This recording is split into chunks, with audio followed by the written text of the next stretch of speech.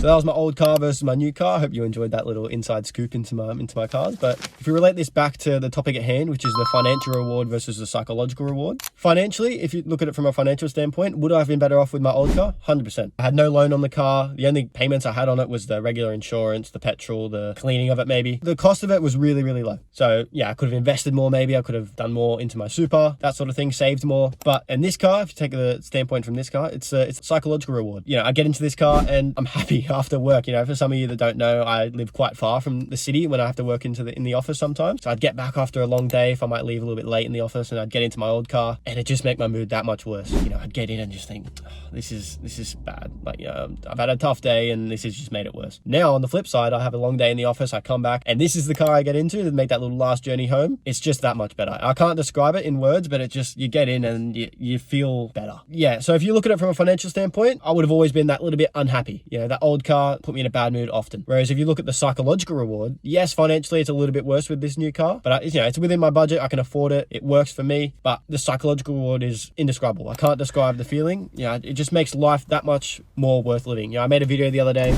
about, you know, don't forget to live today. Tomorrow's not promised. And that's me definitely doing that. You know, I get in this car and it makes me happy that day to day so that I can continue on my journey to, you know, do the hard days when necessary to get me to that final point that I want to get to with my wealth building. Now, also, I just want to stress, this isn't me saying, go out and get that really nice car that, you know, you're going to feel great getting in every day, but it kills you financially. That's not what I'm saying. I'm saying there's a balance. You know, this car, whilst it's nicer and it is a really good upgrade on my other car, it's still nothing fully lavish. It's a Subaru Forester. It didn't cost me a bucket load of money, but fits within my budget. It works for me and it doesn't overexpose me financially. You know, you don't want to go out and take a massive risk and then day to day you can't pay your bills. Got to fit within your budget, fit within your account structure. If it works within that and it still makes you happy, perfect. Go for it.